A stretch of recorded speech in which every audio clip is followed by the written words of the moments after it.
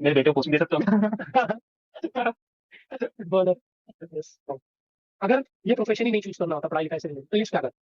दुकान चलाता है। ये तो साला जलता है मुझसे मजनू। तो उसने फिर जीपीयू रिलेटेड ही पूछा। ओके। फिर मेरे को तो वो मशीन लर्निंग रिलेटेड कहूंगा, एलएलएम रिलेटेड, उसको एलएलएम रिलेटेड चाहिए था मैं। तो वो अच्छा। डीप लर्निंग पे ही ज्यादा फोकस था उसका, मशीन लर्निंग पे ज्यादा फोकस था। क्लीनिंग आनी क्लीनिंग चाहिए, आनी मेरे से चाहिए होती थी नहीं है। तो नहीं अब तो हो जाती है। तो पहले पहले सेमेस्टर था। मैं 4 बजे सोता हूँ और 8 बजे की क्लास अटेंड ही नहीं होती थी। तो 4 बजे सोने के बाद 8 बजे नींद नहीं खुलती थी। तो थैंक यू। निशांक, एक फंडामेंटल रेज्यूमे जो मेन रेज्यूमे है वो तो होना ही चाहिए, जिसमें सब कुछ है। उसके अलावा फिर तुम जो कंपनी टारगेट कर रहे हो, उस कंपनी की जॉब डिस्क्रिप्शन देखकर तुमको वो चीज देखनी पड़ेगी कि वो क्या क्या मांग रहा है। उनके साथ जो बैठ के पूरा दिन बैठ के लक्ष्य करिए, वो मिस करूंगा सारा तुम्हें। कहना चाहता हूँ कि दोस्त ना कॉलेज में ही बनता है, ऑफिस में सिर्फ कलीग बनते हैं। तो फॉर्म भरो, मेन चीज ये गूगल फॉर्म भरो, यस। उसमें जो भी क्वेरी की तुम्हारी वो क्वेरीज डालो।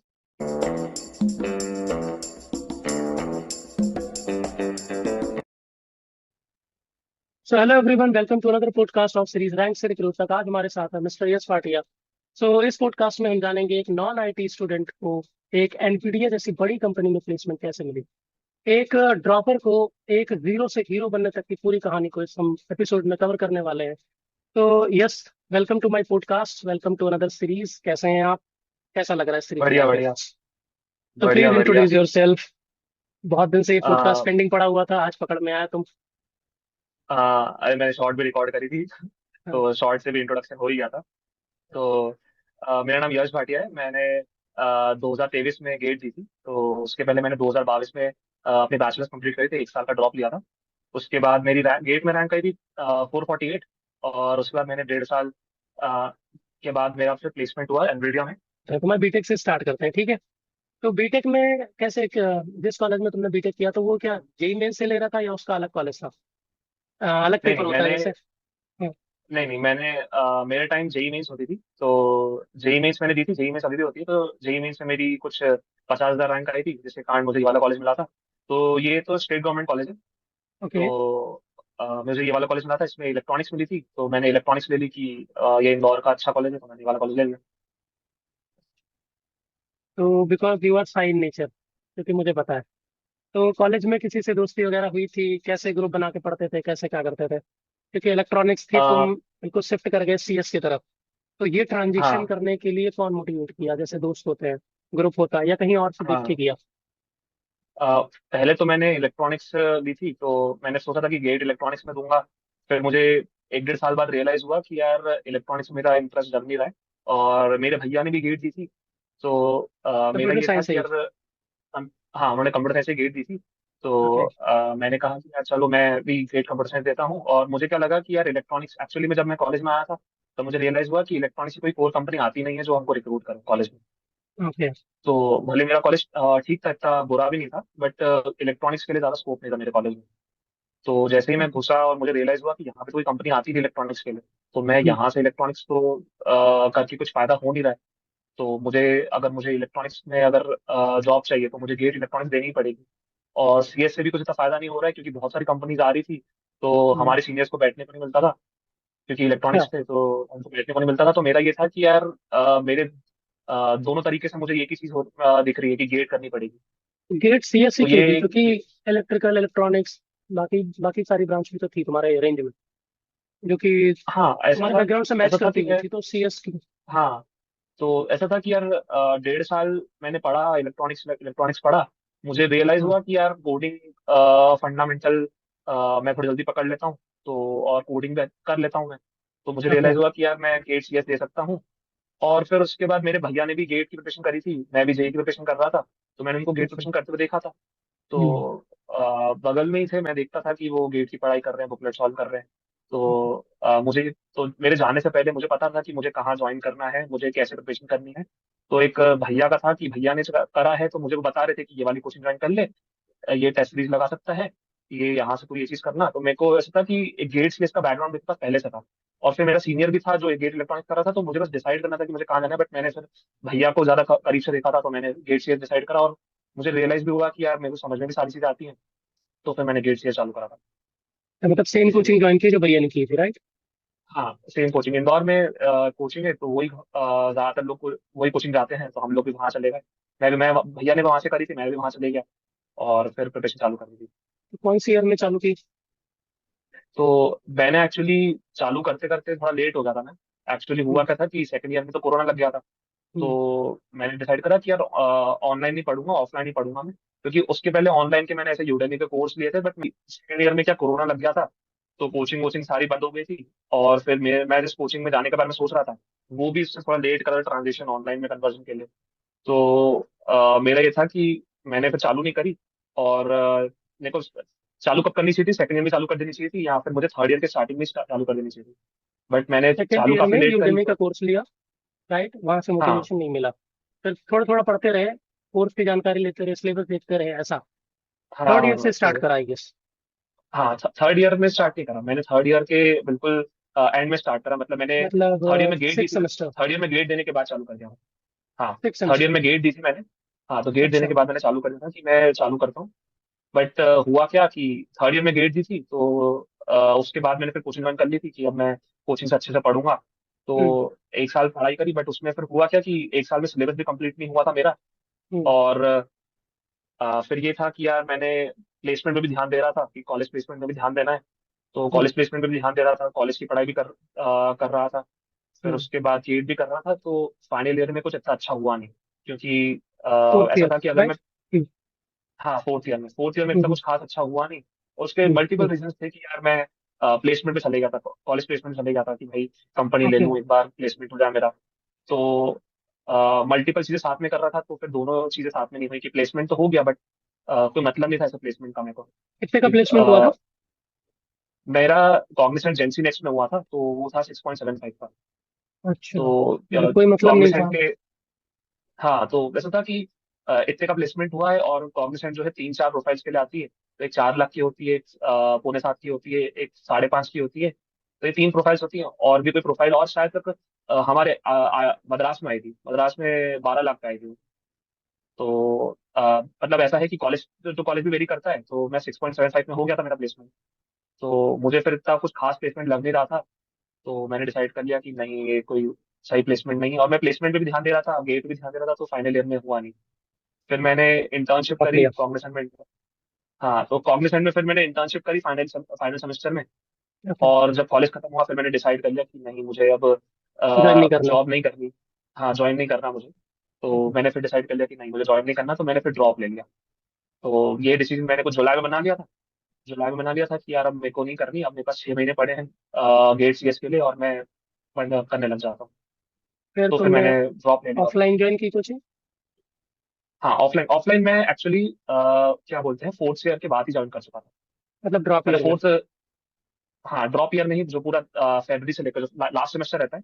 Last okay. सेमेस्टर फरवरी से लेकर फरवरी में एग्जाम होती है, फरवरी में ही मैंने ज्वाइन कर लिया, और उसके बाद मैंने पूरा ऑफलाइन क्लासेस ज्वाइन करी। फैब टू ऑफलाइन फैब। क्लास चलती थी। हाँ, फैब टू फैब। तो ये मेरा था एक साल का। उसके पहले मैं ऑनलाइन चला रहा था, बट ऑनलाइन भी था, प्लेसमेंट भी था, तो मैं उसमें कुछ अच्छी रैंक ला नहीं पाया। तो मैनेज नहीं इसलिए कर फिर पाया मैंने सब डिसाइड करा चीजें। कि हाँ, मेहनत नहीं कर पाया, ये भी एक रीजन था, मेहनत नहीं नहीं कर नहीं, पाया। मैनेज मैनेज नहीं आ, कर पाया, क्योंकि हाँ, कॉलेज मैनेज नहीं कर। प्लेसमेंट इंटर्न जॉब सारी हाँ चीजें मसअप हो गई। ओके। हाँ, तो बहुत सारी चीजें साथ में चल रही थी, तो वो चीजें हो नहीं पा रही थी कि मैं पूरी तरीके से, क्योंकि मेरे को फाइनल सेमेस्टर में मैं इंटर्नशिप भी कर रहा था, तो वो इंटर्नशिप पर भी ध्यान देना पड़ता था। क्योंकि उसी से फिर इंटर्नशिप करूंगा, तो फिर जितनी अच्छी इंटर्नशिप करूंगा उतनी जल्दी वो मेरे को रिक्रूटमेंट करेंगे, मेरी ज्वाइनिंग डेट जल्दी जल्दी लाएंगे। ग्रेट। तो ग्रेट। मुझे इंटर्नशिप पे भी ध्यान देना पड़ रहा था। तो वो भी एक रीजन था कि चीजें ऐसी चल रही थी, तो प्लेसमेंट पे भी ध्यान देना था, कॉलेज की पढ़ाई भी साथ में करनी थी। तो तो फिर मैंने फाइनल ईयर इंटर्नशिप में उसी किया तो। कंपनी में की जहाँ पे जॉब लगने वाली थी, राइट? हाँ हाँ हाँ, तो मैंने मेरा कॉग्निशन में प्लेसमेंट हो गया था, फिर फाइनल सेमेस्टर में मैंने कॉग्निशन में इंटर्नशिप कंप्लीट करी कि इंटर्नशिप करता हूँ, तो वहाँ पे इंटर्नशिप उसका हमारे कॉलेज में ऐसा सिस्टम था कि लास्ट सेमेस्टर जो है ना, आपके पास 2 ऑप्शन है, या तो आप इंटर्नशिप कर लो, या तो आप कॉलेज कोर्स वर्क कर लो। तो मैंने इंटर्नशिप करी थी, लेकिन मेरे को कॉग्निशन जो है वो इंटर्नशिप अलाउ कर रही थी। मेरे को ओके। इंटर्नशिप के लिए दे भी दी थी, और मेरे कॉलेज वाले भी अलाउ कर रहे थे, तो मैंने बोला इंटर्नशिप कर लेता हूँ, एक एक्सपीरियंस भी हो जाएगा। हाँ, तो तो फिर सिक्स मैंने पॉइंट फिर सेवन उसके बाद फाइव से लेकर के 52 प्लस हाँ एलपीए, ये जर्नी जिसकी हाँ वजह से आज हम पॉडकास्ट रिकॉर्ड कर रहे हैं, बहुत ही भाई, बहुत ही स्ट्रगल की जर्नी रही है। मैंने बहुत करीब हाँ। से तुमको देखा है, तो मैं जानता हूँ how much hard working you are. So drop लेना, बीटेक के बाद हम्म। ड्रॉप लेना, सबसे बड़ी बात बता दूं, कितना ज्यादा सोशली प्रेशर क्रिएट करता है एक बच्चे के ऊपर। और जबकि वो किसी हाँ और बैकग्राउंड से हो, किसी और बैकग्राउंड में स्विच करे और उस बैकग्राउंड के टॉप लेवल की एग्जाम दे। राइट। सो कितना हाँ कितना कठिन होता है उस सोशल प्रेशर को झेलना, मैनेज करना और ओवर थिंक से बचना। तो ये थोड़ा अगर बताओ, क्योंकि तुम इस जर्नी से जूझ चुके हो, गुजर चुके हो। हाँ। मतलब मेरा ऐसा था कि जब मैंने फाइनल ईयर में गेट दी थी तो इतनी कुछ खास रैंक आई नहीं थी मेरी। तो अब एग्जाम तो क्लियर हो गई, बट मुझे रियलाइज हुआ कि यार मैंने बहुत ही लिमिटेड सब्जेक्ट्स पढ़े हैं, 3-4 सब्जेक्ट ही पढ़े हैं।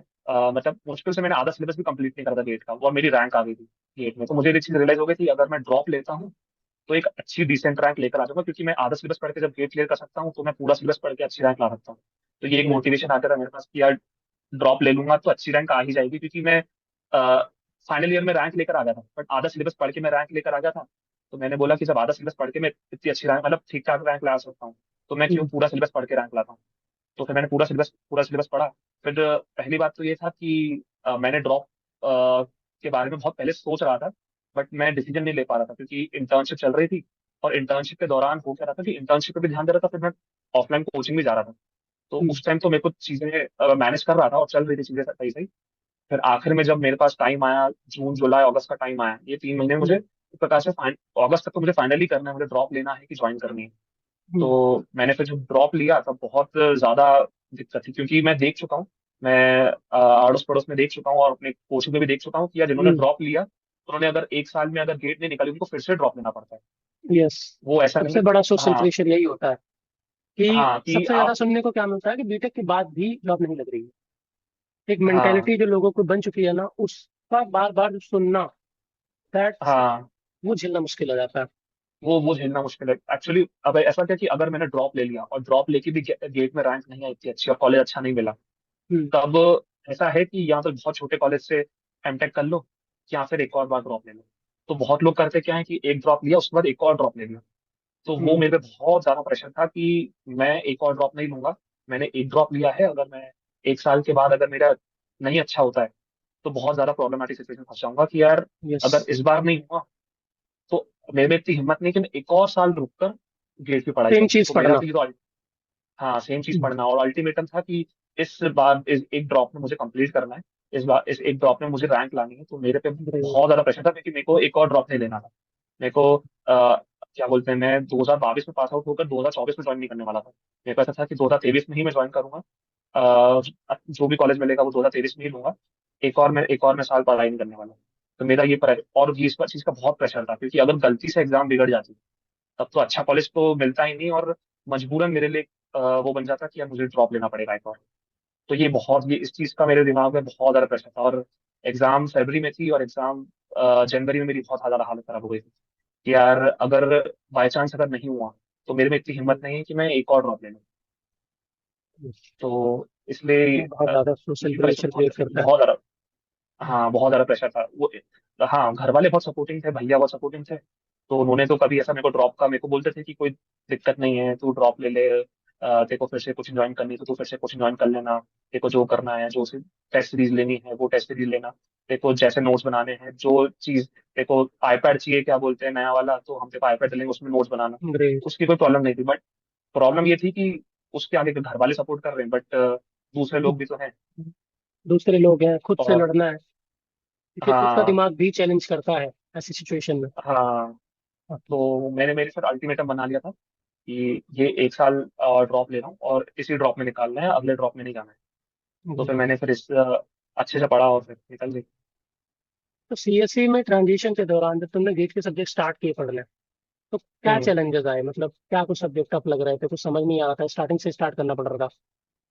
हाँ मतलब ऐसा था कि इलेक्ट्रॉनिक्स ली थी मैंने, तो hmm, most of the GATE CS के जो सब्जेक्ट थे वो मैंने पढ़े ही नहीं। मैंने कभी ऐसे देखे भी नहीं थे, कभी नाम भी नहीं सुना था। तो वो जो सिलेबस देखा मैं, चालू करी, सोचा कि यार गेट सीएस करता हूँ, तो मैं सिलेबस देखा कि यार ये सिलेबस है। तो मैंने बहुत सारे सब्जेक्ट ऐसे देखे जो मैंने कभी बीटेक में देखे ही नहीं। जैसे टीओसी कंपाइलर मैंने कभी देखा ही नहीं था, कभी इलेक्ट्रॉनिक्स में कभी पढ़ा भी नहीं था। फिर उसके बाद क्या बोलते हैं डीबीएमएस था, तो डीबीएमएस तो इलेक्ट्रॉनिक्स में भी पढ़ते हैं, बट हमारे कॉलेज वालों ने कभी पढ़ाया ही नहीं। हमारे कॉलेज वालों ने उसको इलेक्टिव में रख दिया, उसको फिर ऑफर ही नहीं करा। तो फिर ये भी एक चीज थी, मैं कहूँगा। ऑपरेटिंग सिस्टम था। सीएन भी था। ऑपरेटिंग सिस्टम था कॉलेज में। उसका क्विज विज भी होते थे, तो क्या बोलते हैं, ऑप्टिमाइजेशन एक आइडिया था कि क्या क्या होता है, कैसे कैसे चीजें हो रही हैं। तो एक जनरल ओवरव्यू था मेरे को ओएस का, बट काफी एल्गोरिदम सब्जेक्ट वगैरह ऐसे थे। पढ़ाते थे क्या? एल्गोरिदम, डीएसए और हाँ, डीएस डीएसए और उन्होंने सीए? पढ़ाया था, बट मैं डीएसए का जैसे बताऊँ ना, कि कभी उन्होंने वैसे अल्गोरिथम्स उन्होंने पढ़ाई। अल्गोरिथम्स उन्होंने कि भैया आपको पूसा राजू एल्गोरिथम बता दी, थोड़ा बहुत ऐसे बताया था, कि ग्राफ के बीएफएस डीएफएस ये बता दिया। बट वही बात है कि सिर्फ एल्गोरिथम पढ़ाई, और कभी ऐसे कुछ ऐसा प्रैक्टिस प्रैक्टिस करने का था नहीं कि तुम कि ऐसा कोर्स है जिसमें प्रैक्टिस करवा रहे हो। तो प्रैक्टिस तो खुद से ही करनी है, तो मेरे को बस ऐसा आइडिया था, डीएसए डीएसए थोड़ा बहुत पढ़ा था, बट जिस लेवल के क्वेश्चन, जिस तरह के क्वेश्चन गेट में आते हैं, वैसा तो कॉलेज में बिल्कुल नहीं करा था।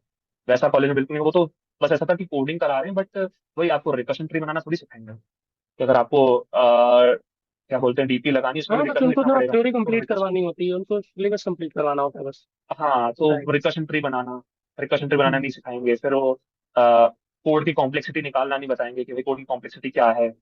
तो वो तो बस जैसा हमको कोर्स कंप्लीट करना है वैसा पढ़ाते हैं, और अगर वो छुट्टी में मार के कंप्लीट हो गया, तभी अगर वो छुट्टी ले ली तो फिर वो कोर्स छोड़ देते हैं कि भाई खुद से देख लो।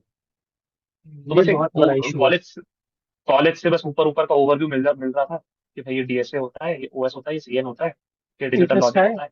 तो आगे देख लो अपने हिसाब से, राइट। हाँ, इंटरेस्ट है तो अपने हिसाब से आगे देख लो जो पसंद है, और जो सब्जेक्ट हम नहीं पढ़ा रहे हैं वो तुम खुद देखो। तो यश, अगर तो कोई डिफरेंट स्ट्रीम का लड़का गेट सीएससी हाँ, देना चाहता है, तो सक्सेस रेट क्या है? और क्या उसको बोलना चाहोगे कि किस तरफ ना भागे, जो गलती तुमने की वो गलती वो ना करे? तो ऐसी कौन सी बात है जो उसको तुम बताना चाहोगे, जो डिफरेंट स्ट्रीम के बच्चे हैं, पीएस की तरफ आ रहे हैं सिर्फ और सिर्फ in search of better placements, in search of better hmm, job stability, life, तो अच्छी जॉब के चक्कर में अगर इस साइड आ रहा है, तो ऐसी कौन सी गलतियां हैं जो यश ने की है, उनको नहीं सलाह देते कि भैया ये मत करना, ये मैं कर चुका हूँ, इससे मुझे नुकसान हुआ तो ये मत करना, इसके अलावा ये करना?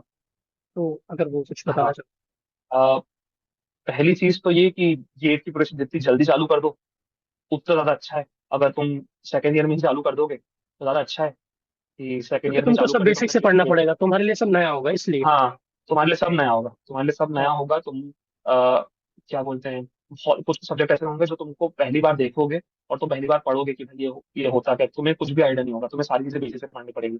और जो सीएस का जो जिनका बैकग्राउंड होता है उनको ओएससीएन सेकंड सेमेस्टर में ही पढ़ा देते हैं। हम्म। सेकंड ईयर में ही पढ़ाते थे, थर्ड सेमेस्टर में ही ओएससीएन ये सब पढ़ाना चालू कर देते थे। तो उनको एक जो आइडिया रहता है वो तुमसे एक साल पहले ही आ जाता है। ग्रेट, हाँ सही हमको बोल रहे हो तुम। ओएस ओएससीएन जो है वो हमको थर्ड ईयर में पढ़ाया, ये थर्ड ईयर में पढ़ाया।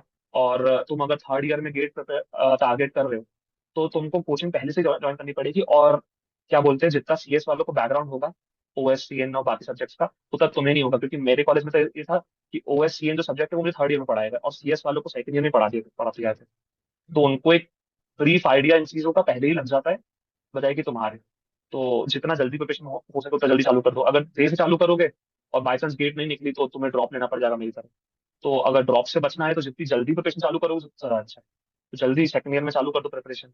तो ये एक गलती है जो मैंने कर दी थी, जिससे मुझे ड्रॉप लेना पड़ गया था, कि यार मैंने गेट की प्रिपरेशन बहुत देर से चालू करी, जिसके कारण मुझे क्या बोलते हैं ड्रॉप लेना पड़ गया। तो गेट की प्रिपरेशन तुम सेकंड ईयर में ही चालू कर दो। सेकंड ईयर में चालू करने के बाद दूसरी चीज ये है कि अ, जैसे क्या बोलते हैं, कंसिस्टेंटली पढ़ना बहुत इंपॉर्टेंट है। जैसे सब्जेक्ट खत्म हुआ, ये की प्रिपरेशन चल रही है, जिस भी कोचिंग तुम ज्वाइन कर रहे हो, बहुत सारी कोचिंग है तो इसमें कोचिंग ज्वाइन करनी है, तो कोई सी भी कोचिंग ज्वाइन कर सकते हैं। तो जो भी कोचिंग में पढ़ा रहे हैं वो सब्जेक्ट कंप्लीट हुआ तो उसको तुरंत कंप्लीट कर दो। तो ओके। बैकलॉग क्रिएट नहीं करना चाहता, बैकलॉग क्रिएट करेंगे ना, मैंने क्या, अगर बाई चांस अगर मैं बैकलॉग क्रिएट हो गया तो अब एक सब्जेक्ट कंप्लीट पूरा मेरी तरफ से कंप्लीट नहीं हुआ है, और सेकंड सब्जेक्ट चालू हो गया। तो हो क्या रहा था कि मुझे सेकंड सब्जेक्ट भी चलाना है और फर्स्ट सब्जेक्ट भी कंप्लीट करना है, और फिर उसको फर्स्ट सब्जेक्ट कंप्लीट करके रिवाइज भी करना है। तो जितना ज्यादा छूटता जाएगा ना, उतना ज्यादा वर्कलोड आखिर आखिर में बढ़ता जाएगा। तो ये बहुत ही एक कंसिस्टेंट प्रोसेस है मेरे हिसाब से, कि कंसिस्टेंटली अगर तुम सब्जेक्ट टाइमली मैनर में कंप्लीट करते जाओ, तब तो गेट में रैंक लाना कोई मुश्किल नहीं है। तो सब्जेक्ट को टाइमली मैनर में अगर कंप्लीट कर दो ज्यादा अच्छा है। इफ आई ऐड समथिंग, और अगर तुमको करना है गेट, लाइक तुमको गेट हम्म, सीएससी देना ही देना है, तो जैसा कि यश की जर्नी को मैं अगर ऑब्जर्व करूँ, तो मल्टीपल चीजें साथ में मत करो। अगर फोकस है गेट हम्म, का, तो गेट पे ही जाओ, कंपनी के प्लेसमेंट्स, बैठो मत, इंटर्नशिप और हाँ, ये सब फालतू चीजों में मत उलझो। अगर तुमको प्रॉपर गेट हाँ, सीएससी देना है, सेकेंड ईयर से फोकस करो, एक प्रॉपर एक गाइडेंस लो, गेट ज्वाइन करो, हम्म, कोचिंग ज्वाइन करो। उसके बाद फोकस स्टडी चालू करो। सेकेंड ईयर में हाँ ओवरव्यू लो, थर्ड ईयर में कोचिंग से अच्छे से पढ़ो, रैंक लाओ। नहीं आती है, हाँ। फाइनल ईयर है तुम्हारे पास, एटलीस्ट पहले ज्वाइन करोगे तो तुम्हारा ना एटलीस्ट बैकअप बना रहेगा कि एटलीस्ट ये चीजें मुझे पता है, इसके हम्म। आगे से मुझे बस इसको साफ करनी है, चीजें स्किल साफ करनी है, ठीक है। तो हाँ। ये चीजें और एक्चुअली क्या, कवर करनी जरूरी, क्लैरिटी भी आ जाती है। क्लियरिटी आ थर्ड जाती है। ईयर में अगर आपने ग्रेड दे दी, थर्ड ईयर में अपने ग्रेड दे दी और आपने अच्छी, आपकी अच्छी रैंक आ गई, डिसेंट रैंक आ गई कि भाई 2,000 1,500 रैंक आ गई, 3,000 रैंक आ गई, तो आपको क्लैरिटी आ जाती है कि यार मेरी थर्ड ईयर में इतनी अच्छी रैंक आ गई है, तो अभी अगर मैं फोर्थ ईयर में पढ़ के दूंगा तब तो अंडर 500 तो कहीं नहीं गई। हम्म। तो कॉन्फिडेंस आ जाता है एक एक तरह से। क्लैरिटी, कॉन्फिडेंस आ जाता है।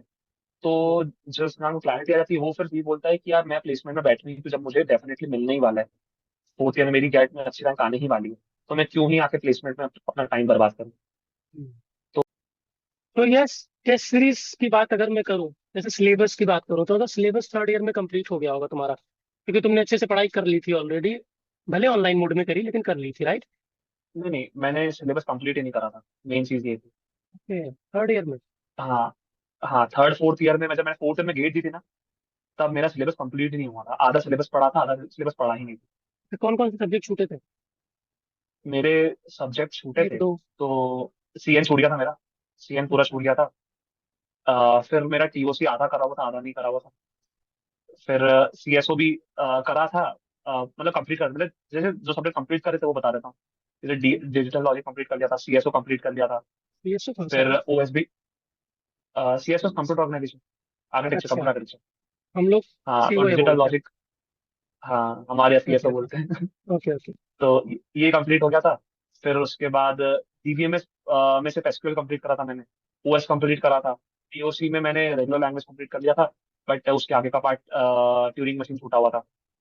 ओके। फिर कंपाइलर भी छूटा हुआ था मेरा। तो मुश्किल से 4-5 सब्जेक्ट्स करे थे मैंने। तो ओएस हो गया था, डिजिटल लॉजिक हो गया था, सीएसओ हो गया था, एसक्यूएल थोड़ा सा हुआ था, टीओसी थोड़ा सा हुआ था।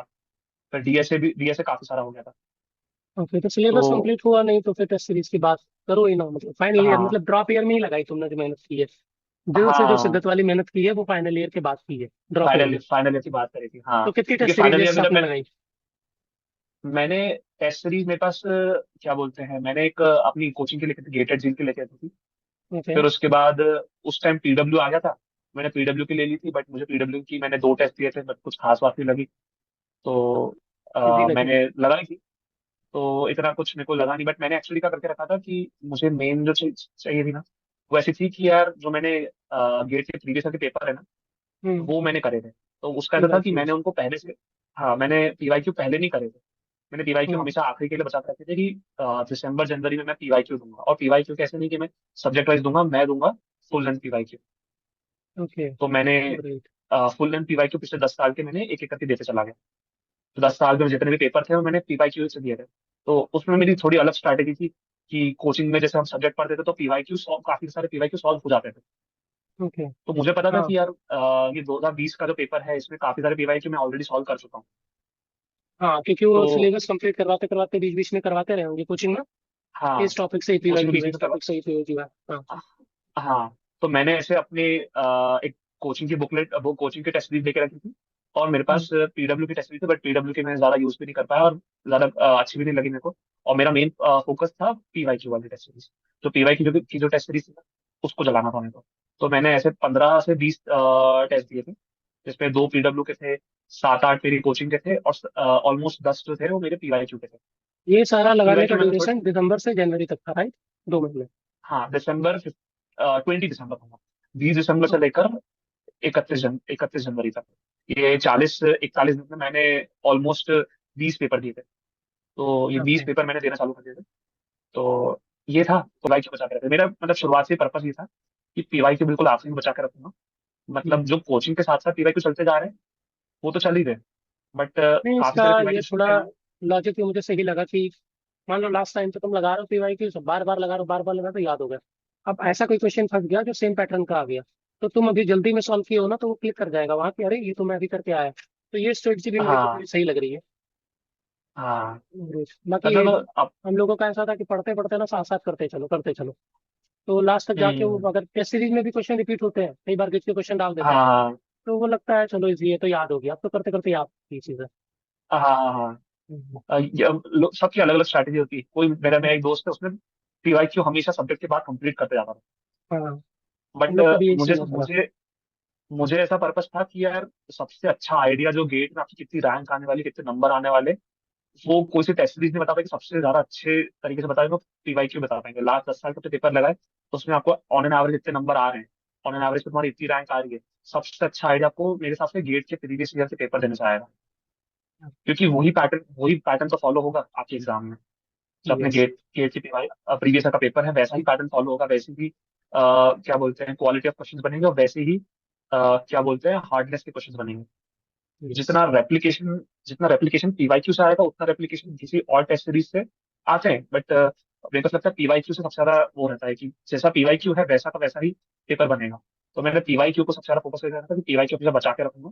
और मतलब हमेशा ये रहता था कि अगर कोई सब्जेक्ट बहुत सिंपल पढ़ रहा है तो उसके पीवाईक्यू तो बिल्कुल नहीं लगाता था। कोई सब्जेक्ट बहुत टफ पढ़ रहा है तो उसकी बुकलेट के साथ साथ में क्या बोलते हैं उसके पीवाईक्यू लगा दिया करता था, कि मेरे को एक आइडिया हो जाए, एक आइडिया हो जाए कि क्वेश्चन इस तरह आते हैं। बट कोई सब्जेक्ट बहुत सिंपल है, आसानी से बन रहा है, नंबर भी अच्छे आ रहे हैं टेस्ट में, तो फिर मैं उसके पीवाईक्यू नहीं लगाता, पीवाईक्यू में बाद में छोड़ के रखता था। तो ये मेरी स्ट्रैटेजी थी कि मैं इस तरह से चीजों को करता था। चलो थोड़ा फन सवाल, फन क्वेश्चन करते हैं अपना। तो तुमसे हाँ। दो तीन क्वेश्चन पूछते हैं, बढ़िया बढ़िया, अच्छे जवाब दो मुझे। तो ऐसी कौन सी 5 मूवी या वेब सीरीज है जिसको तुम देखते रहो देखते रहो देखते रहो, कभी बोर नहीं हो सकते? मतलब कभी भी लगा दो मूवी और जैसे। Web series.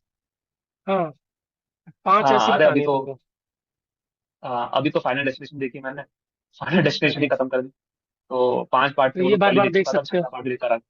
हाँ ये बार बार देख ओके। सकता हूँ, ये तो वो बढ़िया लगता है। तो एक तो फिर Harry Potter. Harry Potter. Harry पॉ- हैरी पॉटर तेरे को अच्छे से पता है, मैं रूम में बैठ के देखता रहता था। अरे भाई वो कैसे तो नहीं पता होगी। तो हैरी नेक्स्ट। पॉटर देखता था। फिर उसके बाद मार्वल की, मतलब मार्वल भी देखता हूँ मैं, बट ऐसा हम्म। है कि मैंने पूरी जो 22-23 मूवीज हैं फेज 3 की, वो तो नहीं देखी मैंने। बट हाँ उनमें से आयरन मैन कंप्लीट कर दी, थॉर कंप्लीट कर दी, कैप्टन अमेरिका कंप्लीट कर दी, एवेंजर सारी कंप्लीट कर दी। आंटमैन और वांटमैन नहीं देखी है मैंने। फिर उसके बाद और क्या बचा, और स्पाइडरमैन स्पाइडरमैन स्पाइडरमैन के तो मैन। सारे पार्ट, स्पाइडरमैन के नेक्स्ट। कितने 8 पार्ट हो चुके हैं, तो आठों के आठों देख चुका हूँ मैं। रिपीट पे फिर कभी भी देख उसके सकते हैं ये बाद सब। रिपीट पे स्पाइडरमैन तो रिपीट पे कभी देख सकता हूँ, ओके। कोई सा भी लास्ट देख। वन। मैं इनफैक्ट परसों ही देख रहा था।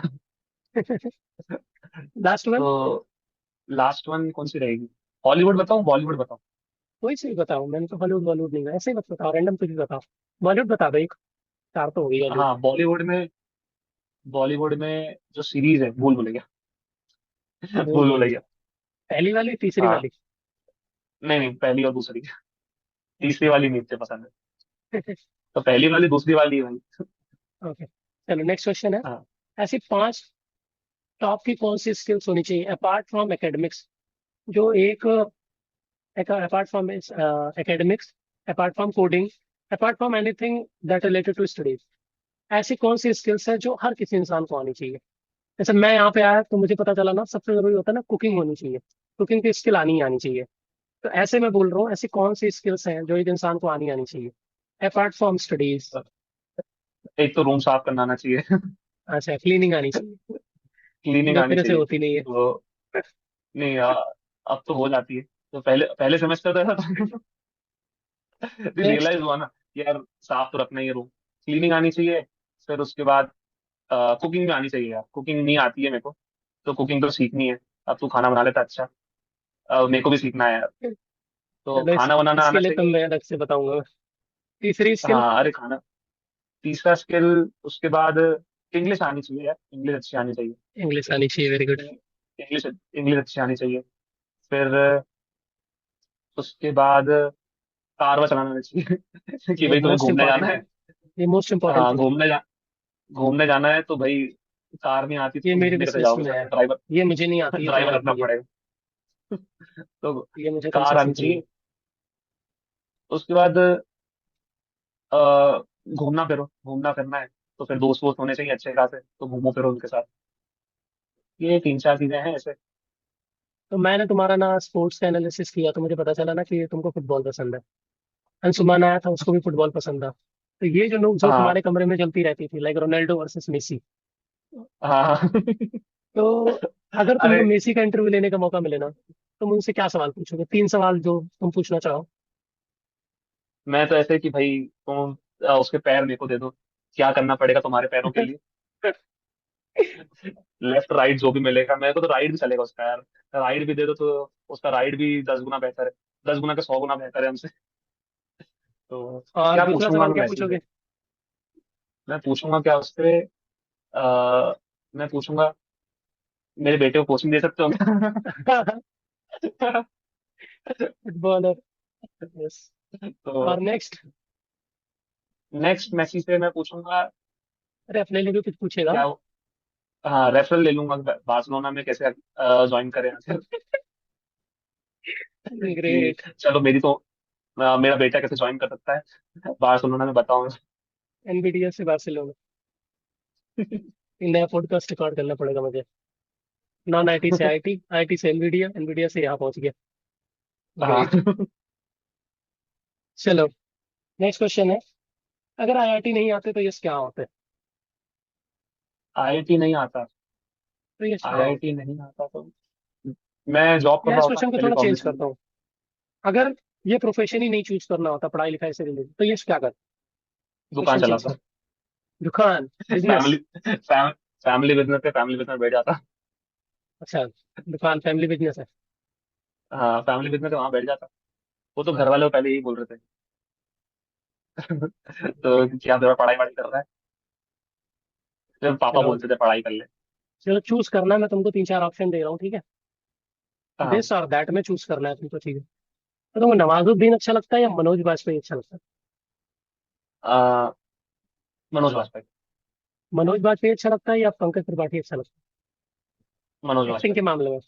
ओके। हाँ, तो एक्टिंग के मामले में। मनोज या अभिषेक बनर्जी?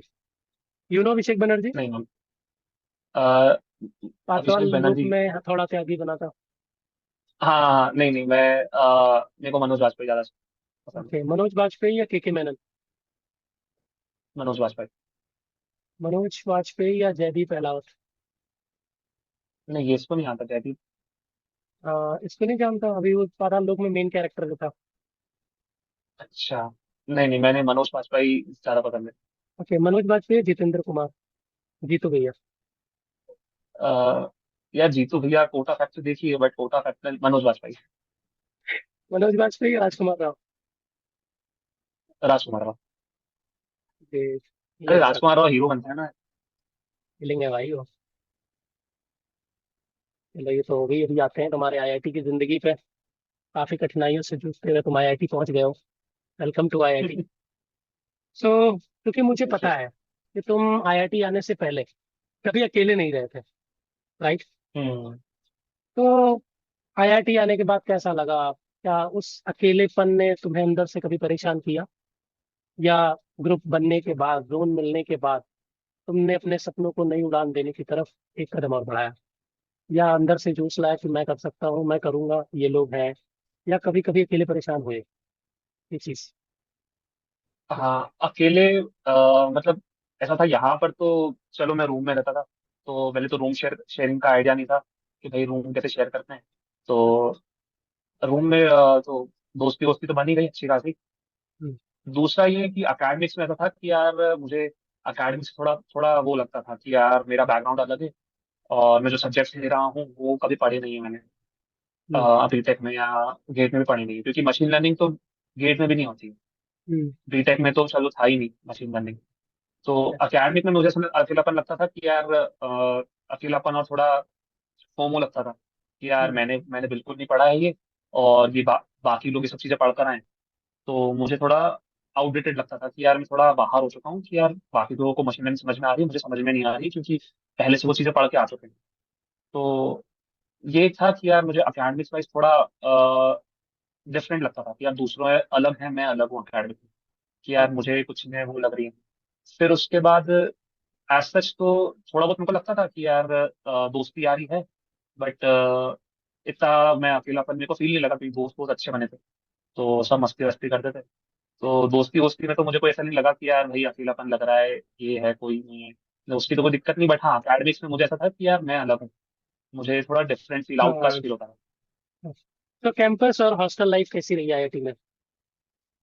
कैंपस लाइफ तो और हॉस्टल लाइफ तो बहुत ही बढ़िया थी। हॉस्टल लाइफ में जो दोस्त बने, वही हम्म। दोस्त जो फर्स्ट ईयर से फर्स्ट, मैं कहूँगा पहले वीक से साथ में थे, वो आखिरी 2 साल तक साथ में रहे। जी। तो दोस्त दोस्त लोग तो अच्छे बने। तो 2 साल तक, तो 2 साल में हॉस्टल लाइफ तो बढ़िया थी कि यार पड़ोस पड़ोस में रहते थे। जहाँ देखो मैं अपने रूम में नहीं बैठा हूँ तो दूसरे के रूम में बैठा हुआ हूँ पूरा दिन। तो हॉस्टल लाइफ तो बहुत ही बढ़िया थी। उनके साथ घूमे फिरे, खाना वाना खाया, ये करा वो करा। जहाँ घूमने भी जा रहे हैं तो उन्हीं के साथ ही जा रहा हूँ। तो दोस्ती यारी में तो कोई दिक्कत नहीं। हॉस्टल लाइफ तो बहुत ही बढ़िया थी भाई। और लास्ट सेमेस्टर तो बहुत ही मजे करे, वॉलीबॉल खेलते रहते थे पूरा दिन बैठकर। पूरा यस, दिन मुझे सबका तो पता प्लेसमेंट है, हो गया। पर व्यूअर्स को ये बताओ मेरे कि सुबह उठना तुम्हारे लिए कितना टफ है। तुम सुबह की क्लास कैसे मिस करते थे? क्योंकि बहुत क्लास तुमने सुबह वाली मिस करी है, तुम्ही ने नहीं, सबने मिस करी है। पर क्रेडिट तुमको सिर्फ जाता है। ये तो, मैंने ये पॉडकास्ट लेट होने की ये जो रणनीति बनाई है ना तुमने, ये तुम्हारी ही है। अरे यार, टफ होता है। मैं 4 बजे सोता हूँ और 8 बजे की क्लास फिर अटेंड ही नहीं होती थी। तो 4 बजे सोने के बाद 8 बजे नींद ही नहीं खुलती थी। और चलो मेरे साथ वाले भी ऐसे ही थे, वो भी क्लास अटेंड नहीं करते, तो मोटिवेशन ये भी आ गया कि भाई ये भी नहीं कर रहे, मैं भी नहीं कर रहा। और क्लास जाते तो क्लास में अरे सोते हो। पेन पकड़े मतलब पकड़े ऐसा था मैंने कि सोते हुए देखा है। हाँ, ये एक क्लास में हुआ है कि भाई मैं सोया ही नहीं हूँ। और अरे एक बार तो पेपर में हो गया था यार। पेपर है? में हो गया था कि यार मैं पूरी रात जग के पढ़ रहा हूँ, और फिर मेरे को भयंकर नींद आ रही है बैठ के। पेपर में सो गए। तो पेपर, चलो वो पेपर तो 5 नंबर का था, तो उसका कंट्रीब्यूशन पूरे 100 में से 5 नंबर का ही था। तो फिर भी उसमें भी मेरे को 2.5 नंबर आ गए। सोते सोते भी 2.5 नंबर आ गए, तो मैं खुश था। तो ये तो मजबूरी बन गई थी कि पूरी रात जगना पड़ा था मेरे को उस दिन। चलो तो इंटर्न की बात करते हैं थोड़ी आपकी। तो इंटर्न कौन सी हम्म, कंपनी में लगी थी? क्या प्रोसेस था? इंटर्न मेरी लगी थी टीसीएस रिसर्च में लगी थी। तो टीसीएस रिसर्च का ऐसा प्रोसेस था कि रेजमे शॉर्टलिस्टिंग करते थे। अच्छा। तो रेजमे शॉर्टलिस्टिंग में मैंने सब्जेक्ट्स लिए थे, पीआरएमएल डीप लर्निंग लिया था। और वही सब्जेक्ट्स जो थे वो मैंने डाल दिए थे। उनके जो प्रोजेक्ट्स थे वही मैंने अपने रेजमे में डाले थे।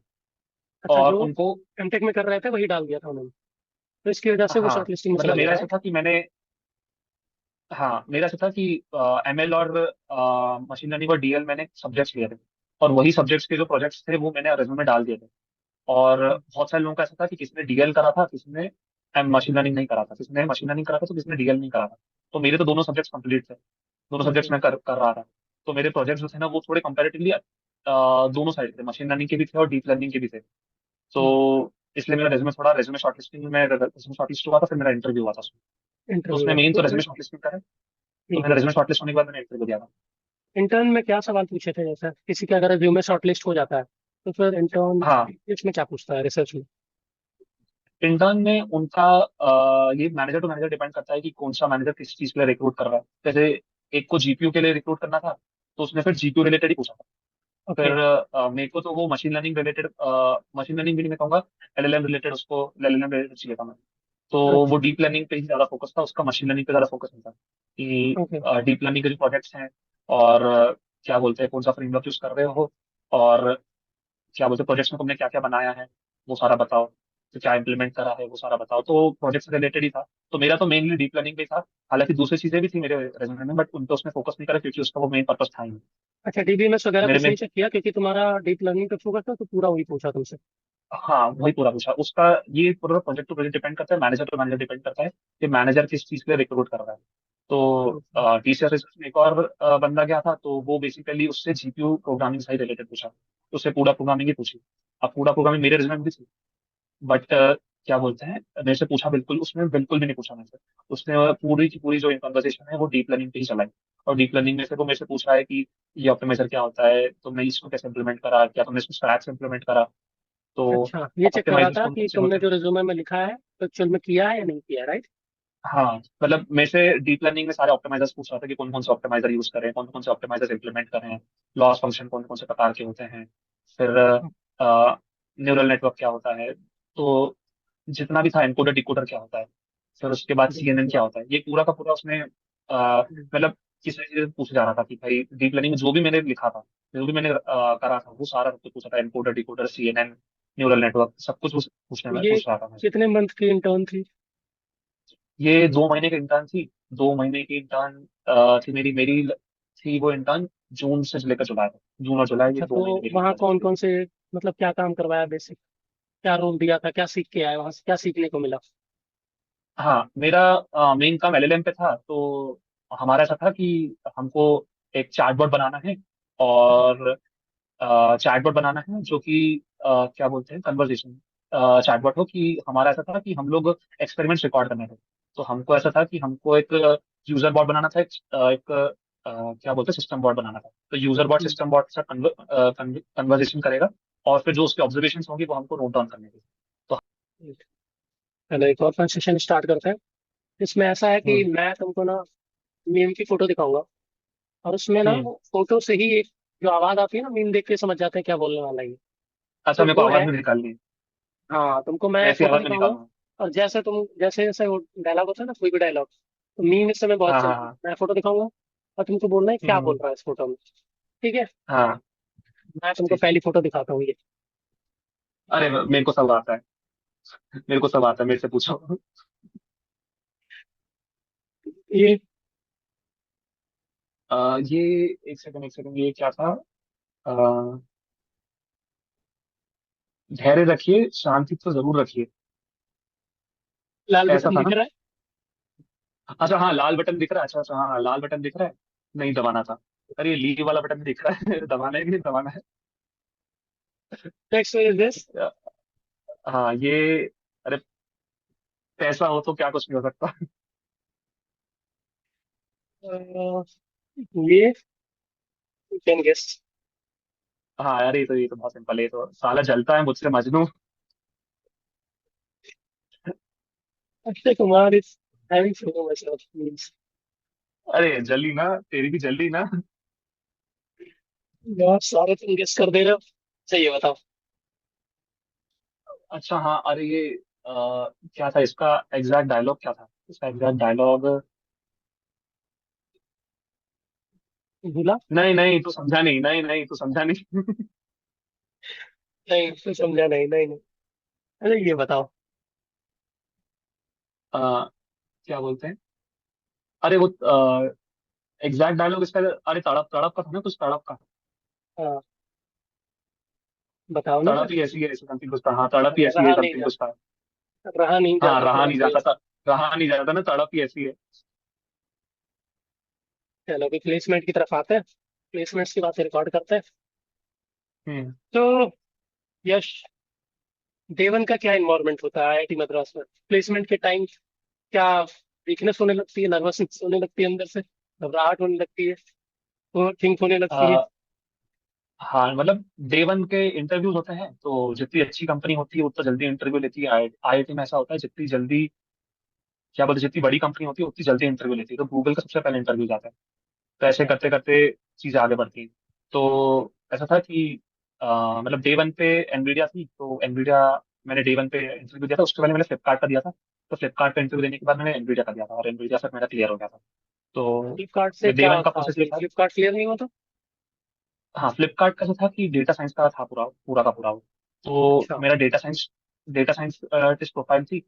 तो उसका मेरा पहला राउंड हुआ था। और पहले राउंड में उन्होंने फिर मतलब 8 लोगों ने इंटरव्यू दिया था। और एक को, मतलब वो किसी को भी नहीं ले रही थी फ्लिपकार्ट। फ्लिपकार्ट ने बेसिकली 8 लोगों को शॉर्टलिस्ट करा था इंटरव्यू के लिए। उसमें से एक हम्म, मैं था, और भी 7-8 लोग थे, 7 लोग और थे। तो उनका इंटरव्यू चले, जिसमें से 7 लोगों को तो पहले राउंड में बाहर कर दिया, एक को दूसरे राउंड में बाहर कर दिया। तो हम्म, फ्लिपकार्ट ने किसी को रिक्रूट करा ही नहीं। फिर एनवीडिया आई, एनवीडिया का इंटरव्यू था, एनवीडिया ने भी कुछ 15 से 20 लोगों का इंटरव्यू लिया। और 15 से 20 लोग थे शॉर्टलिस्ट, और 15 से 20 लोगों का इंटरव्यू था उनका। तो उसमें से फिर मेरे को लिया उन्होंने। फिर तो बाकी बचे हुए मतलब लोग आगे बढ़े। टोटल दो कंपनी से ऑफर थे तुम्हारे पास, सॉरी एक कंपनी से, तो दो कंपनी में तुमने बाकायदा शॉर्टलिस्ट हुए थे, हाँ राइट? हाँ मतलब मीडिया मेरे के बाद पास किसी में नहीं बैठे? नहीं, एनवीडिया के बाद किसी में नहीं। हाँ, इधर ऐसा है ना कि जितनी अच्छी कंपनी है वो पहले ले लेती है। अच्छा, तो जो ठीक है, मेरे पास और मतलब भी बाद में और भी बैठने का पाँच कोई छः फायदा नहीं। हाँ, 5-6 शॉर्टलिस्ट और थे मेरे पास। तो सैमसंग का शॉर्टलिस्ट था। फिर उसके बाद कॉरिडोर का शॉर्टलिस्ट था। फिर उसके बाद एक सिक्स नाम की कंपनी थी डेटा साइंस के लिए, उसका भी शॉर्टलिस्ट था। तो ऐसे बहुत सारी कंपनी थी, बट एनवीडिया में हो गया तो उसके आगे फिर बैठना ही नहीं था। तो अच्छा, एक बार तो किसी व्यूअर्स कंपनी में को हो मैं गया, फिर बताना आगे चाहता वाली हूँ, कंपनी में नहीं बैठा। व्यूअर्स को बताना चाहता हूँ, अभी इंपॉर्टेंट क्वेश्चन जो होने जा रहे हैं, जिनको भी एनवीडिया टारगेट में है वो ध्यान से सुनना। कैसे क्या प्रोसेस होता है, मैं सारी चीजें पूछने वाला हूँ। तो यस, ये बताओ हम्म, व्यूअर्स को कि एनवीडिया में तुम्हारे कितने राउंड्स हुए थे इंटरव्यूज, किस बेसिस पे शॉर्टलिस्टिंग हुई थी, क्या क्वेश्चन पूछे गए थे, बाकी इतना बताओ फिर हम आगे पूछ। अच्छा, ठीक है। तो पहले तो ओए होता है उसका। तो ओए में उन्होंने ऑलमोस्ट 30 क्वेश्चन थे, जिसमें से 22 MCQ थे, और दो कोडिंग क्वेश्चन नहीं, हाँ ऐसे समथिंग कुछ 25 क्वेश्चन थे, जिसमें से 22 MCQs थे और दो कोडिंग क्वेश्चन थे, फिर 24 हाँ। तो ये इतने कुछ थे, जिसमें से दो कोडिंग क्वेश्चन थे, वो दोनों कोडिंग क्वेश्चन को बनाना रहेगा और MCQ बनाने रहेंगे। तो अगर इतना आपने ओए क्लियर कर लिया, तो फिर हम्म, उसके बाद आपको इंटरव्यू कॉल आता है। ठीक तो है। ओए के लिए भी ओए के लिए भी टॉपिक्स भी, दोनों टॉपिक्स ऐसे ही थे, एक बिट मास्किंग पे था और दूसरा क्वेश्चन एरेस पे था। तो ये दो दो ओके। टॉपिक्स हैं, इनके ऊपर था। फिर उसके बाद अगर ये आपने ओए क्लियर कर लिया, हम्म, तो आपको फिर इंटरव्यू में बैठने को मिलता है। Interview okay. प्रोसेस जो होती है वो दो दो राउंड्स की होती है। तो हम्म, एक होता है टेक्निकल और एक होता है HR। तो हम्म, टेक्निकल राउंड में भी वो लोग DSA पूछते हैं और आपके प्रोजेक्ट से रिलेटेड पूछते हैं, जो भी उनको काम ओके। कराना रहता है। तो जो भी ओके। उनकी प्रोफाइल रहती है, उस तरह से वो पूछते हैं।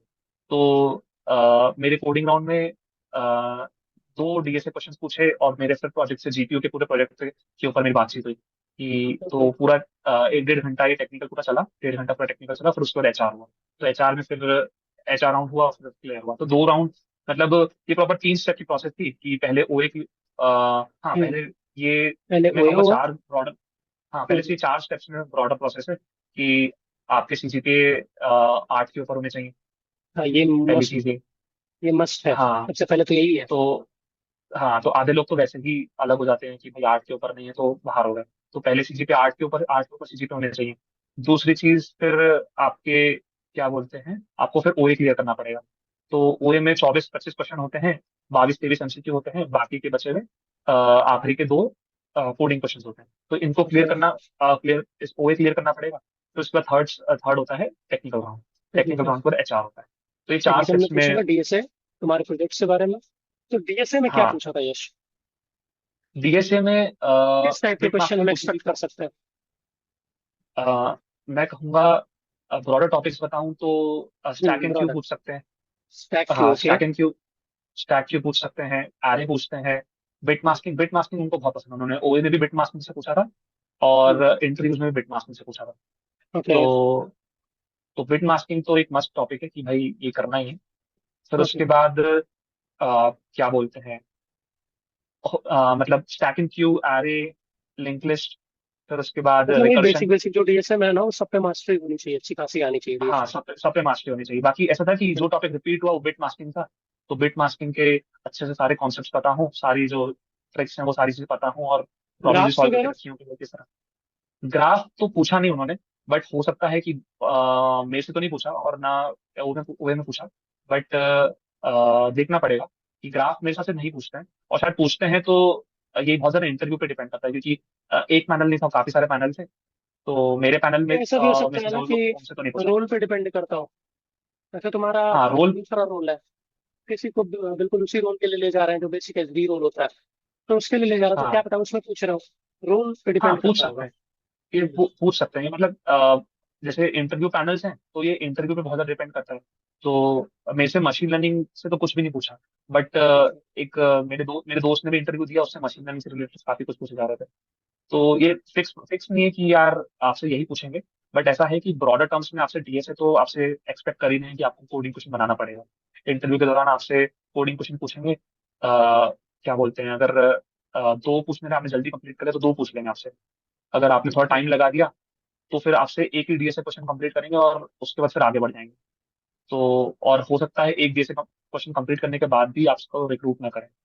तो ये चांस है कि दो डीएसए क्वेश्चन पूछते हैं, और उसके बाद फिर प्रोजेक्ट से रिलेटेड पूरी बातचीत होती है, और C प्रोग्रामिंग प्रोग्रामिंग इनसे रिलेटेड बातचीत होती है, और आपके जो प्रोजेक्ट्स में रहता है वो भी आपसे पूछते हैं।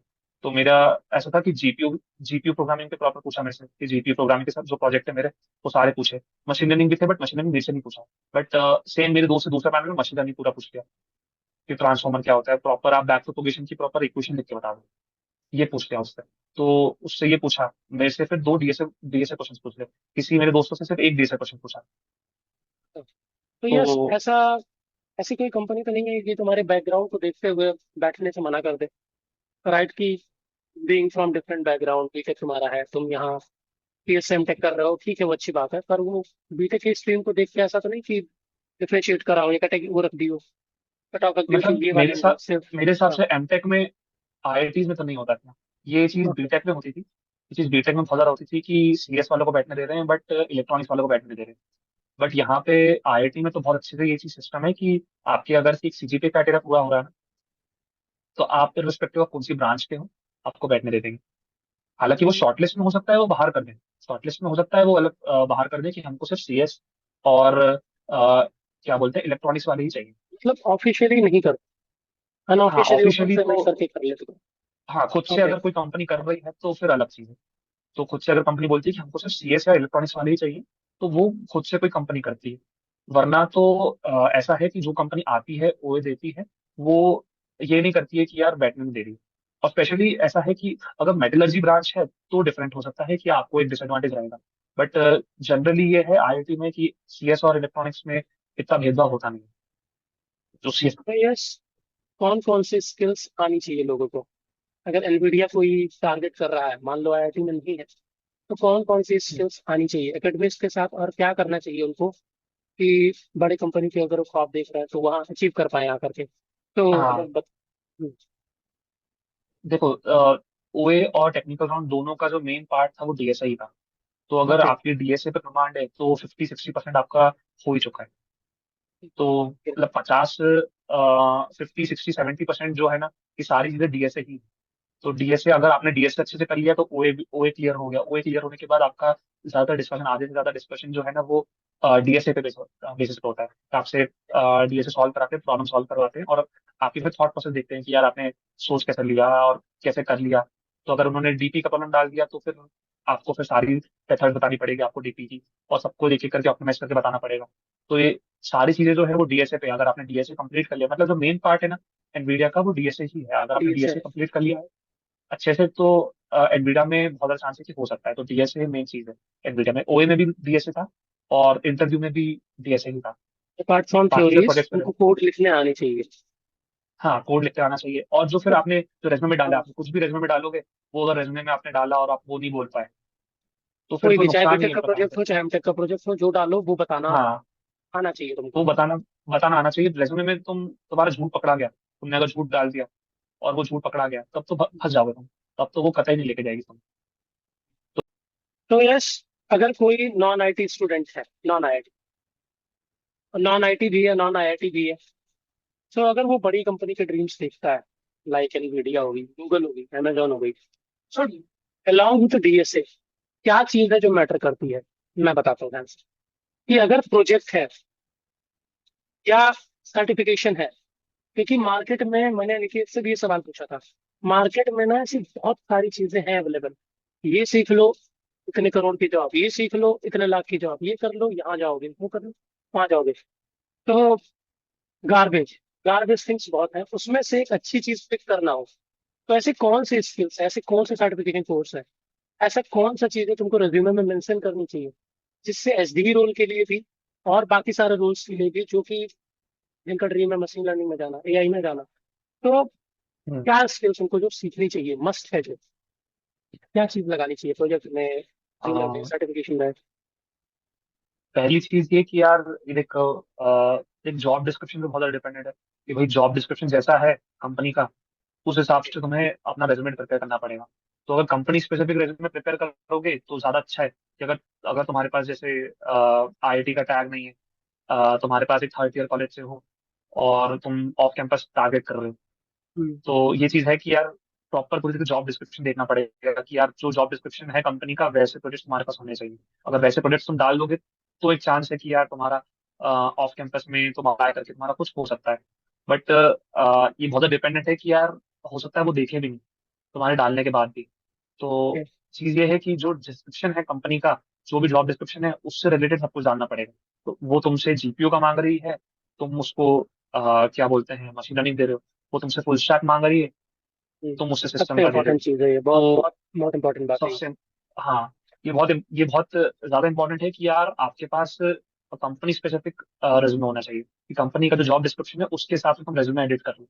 अपना एक फंडामेंटल रेज्यूमे, जो मेन रेज्यूमे है वो तो होना ही चाहिए जिसमें सब कुछ है।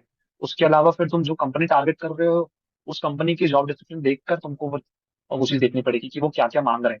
तुम यस। इररिलेवेंट रिज्यूमे नहीं चिपका सकते कि तुमने इररिलेवेंट रिज्यूमे दे दिया कि तुम्हारी प्रोफाइल ये है और तुम किसी और प्रोफाइल के लिए अपनी मतलब तुम स्पेशलाइज्ड हो, तो तुमको लेगी नहीं। क्यों लेगी आखिर? तो अगर थर्ड ईयर से हो तो ये जॉब डिस्क्रिप्शन से ही काफी कुछ चीजें हैं कि यार जॉब डिस्क्रिप्शन जो जो अवेलेबल है वो सारी चीजें आपको आनी चाहिए।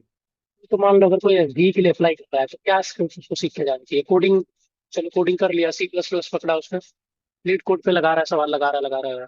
उसके अलावा और क्या करना चाहिए? हाँ। क्योंकि वो नॉन आईआईटी से है। हाँ, तो उसके अलावा बेसिकली बहुत अच्छा प्रोजेक्ट होना चाहिए जो प्रॉपर एंड टू एंड हो तो ज्यादा अच्छा है। तो प्रॉपर उसमें फ्रंट एंड बैक एंड और डेटाबेस सब कुछ इन्वॉल्व होना चाहिए। तो एक बहुत अच्छा तुम अगर प्रोजेक्ट बना दोगे और जिस टेक्नोलॉजी जिस फ्रेमवर्क पे वो लोग काम कर रहे हैं वही फ्रेमवर्क अगर आप तुमने यूज करा है उस प्रोजेक्ट में, ऑब्वियसली तुम एक मेजर प्रोजेक्ट बनाओगे तो वो किसी उसमें बना होगा, हो सकता है वो कंपनी के स्पेसिफिक टारगेट को मीट न करता हो। हम्म। तो एक बड़ा प्रोजेक्ट, एक एंड टू एंड प्रोजेक्ट तो ज्यादा अच्छा है जो तुमने डिप्लॉय करके रखा हो। तुमने फ्रंट एंड बैक एंड पूरा डेटाबेस पूरा सब कुछ बनाया है तो ज्यादा अच्छा है। ओके। तो एक प्रोजेक्ट बहुत अच्छा होना चाहिए, प्रोजेक्ट बहुत अच्छा होना चाहिए। तुम्हारा प्रोजेक्ट क्या है, क्या उसका एम है प्रोजेक्ट का, वो पूरा प्रॉपर तुम्हें वैसे प्रिपेयर करना पड़ेगा। बट प्रोजेक्ट जो है तुम्हें अच्छे से डालना पड़ेगा। तो अच्छा प्रोजेक्ट डालो। फिर उसके बाद क्या बोलते हैं, लीड कोड भी करना पड़ेगा। लीड कोड की आईडी वाईडी भी अच्छे से मेंटेन रखनी पड़ेगी कि भाई तुम कॉन्टेस्ट पे कॉन्टेस्ट दे रहे हो। अगर कोड फोर्सेस है तो कोड फोर्सेस पे करोगे। तो प्रोफाइल फिटिंग करनी पड़ेगी और एक बहुत अच्छा प्रोजेक्ट आपको बनाना पड़ेगा और वो पूरा एंड टू एंड होना चाहिए। वो ऐसा है कि ऐसा नहीं कि आपने एक फ्रंट एंड लिख दिया, बैक एंड कोई और कर रहा है और आपने फिर ये बोल दिया चिपका कि दिया अब तुम लकीर। फ्रंट एंड कर। हाँ, तो आपको ऐसा नहीं करना है, आपको एक बहुत ही end to end proper project डालना पड़ेगा। फिर वो जो आप रिज्यूमे में बनाओ और है उसको। वो तुमको आना चाहिए। अगर वो कह दे इम्प्लीमेंट हाँ। करने को तो तुम इम्प्लीमेंट करके उसको दिखा पाओ। और जो चीजें लगा रखी है, जो जो हाँ। चीज तुमने लिख रखा है रिज्यूमे में, हाँ। तो अच्छे से एक्सप्लेन हाँ, करो। उसको और गिटहब पे मुझसे ये पोस्ट पूछा करके था दो। कि अगर रिज्यूमे में चीजें लिखी है तो इसका यूज कहाँ की है तुम इस प्रोजेक्ट को बनाने के लिए? ये बहुत इंपॉर्टेंट क्वेश्चन है। क्योंकि हाँ। मुझसे पूछा था, इंटर्न आईबीएम की आई थी, आईबीएम रिसर्च की, तो मुझसे हम्म। उन्होंने पूछा था। तो ये बहुत हम्म। इंपॉर्टेंट क्वेश्चन है कि अगर रिज्यूमे में कुछ भी लिख रहे हो तो तुमको ना एक्सप्लेन करना आना चाहिए। तो गाइस, अगर एनवीडिया को तुम लोग टारगेट कर रहे हो, रेज्यूमे बना रहे हो, तो नीचे ना डिस्क्रिप्शन बॉक्स में एक फॉर्म का लिंक दिया हुआ है। अगर कंपनी वाइज अगर तुम टारगेट कर रहे हो कोई भी, तो उस फॉर्म को भरो। यश आपको गाइड करेंगे, आके प्रॉपर पर्सनल गाइड करेंगे। उनका रिज्यूमे देखेंगे, हम्म। रिज्यूमे बताएंगे कि इस लायक है या इसमें क्या इंप्रूवमेंट की जरूरत है, या कुछ भी ऐसे प्रोजेक्ट की नीड है, या रेफरल रिलेटेड कुछ भी सवाल पूछने हैं, मेंटरशिप से कुछ भी रिलेटेड सवाल पूछने हैं, तो नीचे फॉर्म है, उस फॉर्म को आप भर सकते हैं। अगर एनवीडिया टारगेट कर रहे हैं तो यश आपको पर्सनली गाइड करेंगे। तो यश, अगले 2-3 साल में अपने आप को कहाँ देख रहे हो? 2-3 साल छोड़, 5 साल बताओ। आ, ये स्टार्टअप वगैरह का कोई प्लान है, या जॉब ही करनी है अभी, या शादी करनी है? आ, अभी तो असल में जॉब का ही प्लान है। फिर उसके बाद 3-4 साल बाद स्टार्टअप का अगर है तो फिर है। तो अभी अभी जो इमीडिएट पर्पस है कि अभी जॉब करना है, अभी एक्सपीरियंस गेन करना है अच्छे से। और ओके। जो स्किल सेट रिक्वायर्ड है जॉब में करने के लिए वो सीखनी है। तो ये सारी चीजें ये अभी तो इमीडिएट जो पर्पस है अगले अगले साल का, तो यही है। 4-5 साल बाद अगर मुझे ऐसा लगता है कि स्टार्टअप खोलना है या ये करना है वो करना है, तो वो 4-5 साल वो उस टाइम की बात है। अभी मेरा ऐसा है कि अभी मैं एनवीडिया ज्वाइन करूँ और फिर वहाँ पे जो स्किल सेट रिक्वायर्ड है वो सारी स्किल सेट सीखूं मैं, जो भी मेरे से वो डिमांड कर रहे हैं वो उनको फुलफिल करूँ। तो पहले मेरा ये इमीडिएट पर्पस तो मेरा यही है। ग्रेट। दूसरा बाद में वो बात की बात है अभी तो। शादी कर, बताओ बताओ, आगे मत, नहीं नहीं। जल्दी बताओ, इंपॉर्टेंट सवाल है नहीं ये। नहीं अभी। ये पॉडकास्ट का सबसे नहीं नहीं इंपॉर्टेंट नहीं सवाल है अभी। ये। नहीं नहीं अभी नहीं अभी। तो ये आईआईटी की ऐसी कौन सी चीजें हैं जो जिसको सबसे ज्यादा मिस करोगे जाके, एनवीडिया जाके? आईआईटी में सबसे ज्यादा मिस करूँगा हॉस्टल लाइफ। मिस करूंगा। हॉस्टल लाइफ बहुत ज्यादा मिस करूंगा, दोस्त बहुत मिस करूंगा, उनके साथ जो मजे करे हैं, उनके साथ जो बैठ के पूरा दिन बैठ के बकचोदी करी है, वो मिस करूंगा सबसे ज्यादा। तो मैं कि अब वैसे दोस्त अब वहां पे जाके बनाने पड़ेंगे। और वो दोस्ती जो है वो जो आईआईटी में थी, जो हॉस्टल लाइफ थी, जो पूरा दिन हम लोग वॉलीबॉल खेलते रहते हैं, तो हाँ, आई वो एम बहुत मिस इन करूंगा मैं। जॉब। मैं मैं सबसे ये ज्यादा। बताना चाहता हूँ कि दोस्त ना कॉलेज में ही बनते हैं, ऑफिस में सिर्फ कलीग बनते हैं। उनसे हाँ। दोस्ती नहीं होती है, उनसे बस कॉलेज, उनसे बस ऑफिस तक का रिश्ता रहता है। बहुत मुश्किल है कि बनना, ये हाँ। बनना, वो बनना। क्योंकि वहां सबको आगे जाना होता है, हाँ बोर्ड मची हुई है। और यहाँ सबको साथ लेके हाँ। चलने वाली बातें होती है। वो तो है।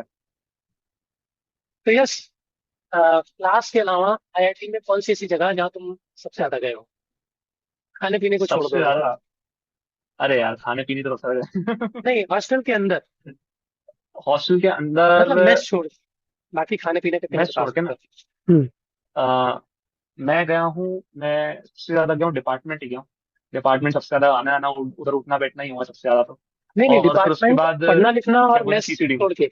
सीसीडी में, ओके। नहीं नहीं, सीसीडी बैठ रहे थे, लाइब्रेरी की पीछे सीसीडी थी, तो लाइब्रेरी से नीचे उतर के सीसीडी में बैठ गए। तो हाँ, वहां पे बैठ के आराम से बैठ के काम करते थे।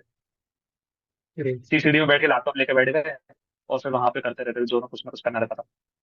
तो यार सभी गेट डीए आया है, तुमने सुना इसके बारे में? सो ऑब्वियसली पता ही होगा। हाँ तो हाँ गेट डीए हाँ। और गेट सीएससी, इन दोनों में करियर अपॉर्चुनिटी वाइज और प्लेसमेंट वाइज, या ऐसा बात कर ले कि प्लेसमेंट हाइक ज्यादा है जिसमें, तो बच्चों को क्या टारगेट करना चाहिए मोस्टली?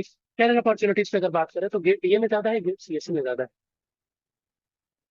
मुझे लगता है गेट सीएस पे ज्यादा है, क्योंकि गेट सीएस जो है ना, ब्रॉडर है। और जो गेट डेटा साइंस है वो एक सीएस का ही, मतलब अपन क्या बोलते हैं उसमें, बहुत ज्यादा स्पेशलाइज पे जा रहे हैं।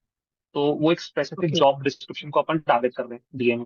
और गेट सीएस में अपन क्या कि एक ब्रॉडर स्केल स्केल में जा रहे हैं। और गेट सीएस करने के बाद अपन अपने को जहाँ जिस फील्ड में जाना है वहां अपन जा सकते हैं गेट सीएस के अंदर ही। फिर आपको अगर सिस्टम्स में जाना है, जैसे मेरा सिस्टम्स में है, तो हाँ, सिस्टम्स में जाना है, तो आप सिस्टम्स में जा सकते हो। आपको अगर सॉफ्टवेयर में जाना है, सॉफ्टवेयर में जा सकते हो। आपको डेटा साइंस में जाना है, आप डेटा साइंस में जा सकते हो। तो आपके पास सीएस से बहुत ज्यादा एक ब्रॉडर स्कोप है कि आपको यहाँ, आपको जो पसंद है वहां जा सकते हो। बट ये डेटा साइंस में क्या एक स्पेशलाइजेशन है, जो आप एक स्पेसिफिक जॉब डिस्क्रिप्शन वाली कंपनी ही टारगेट कर रहे हैं, एक स्पेसिफिक जॉब प्रोफाइल ही टारगेट कर रहे हैं। तो मुझे लगता है कि जो स्कोप है वो सीएस में ज्यादा है। बट अगर तुम्हारा अगर डेटा साइंस करना है और तुम्हें मशीन लर्निंग और डीएल में ही जाना है, मशीन लर्निंग और क्या बोलते हैं, एलएलएम में ही जाना है, डेटा साइंटिस्ट ही बनना है, तो फिर मेरे हिसाब से गेट डेटा साइंस ज्यादा अच्छा जी। है। बाकी अगर तुम्हारा पर्पस ये है कि तुम्हें सिस्टम्स में जाना है हम्म। और एक ब्रॉडर स्केल में जाना है, आप गेट सीएस से आप कहीं पे भी जा सकते हो। बट एक हाँ, ब्रॉडर पार्ट से आप कहीं भी जा सकते हो। बट वहीं अगर आप एक स्पेसिफिक जॉब प्रोफाइल टारगेट करोगे, तो फिर उसी जॉब प्रोफाइल में आपकी जॉब लगेगी। तो डीए ये इज दोनों का लाइक अ ये सबसे एक, टॉप सीएससी। हाँ, डीए जो है ना वो एक प्रकार से एक स्पेशलाइजेशन है, कि हम्म। एक जॉब प्रोफाइल को आप ज्यादा अच्छे से टारगेट कर रहे हो। बजाय कि सीएस, सीएस क्या है, सारी प्रोफाइल्स को टारगेट करेगा, सारे सब। इसलिए गेट डेटा साइंस का सब्जेक्ट भी छोटा है, सिलेबस भी छोटा है उसका। और जो गेट सीएस का सिलेबस भी ज्यादा है कंपेरेटिवली।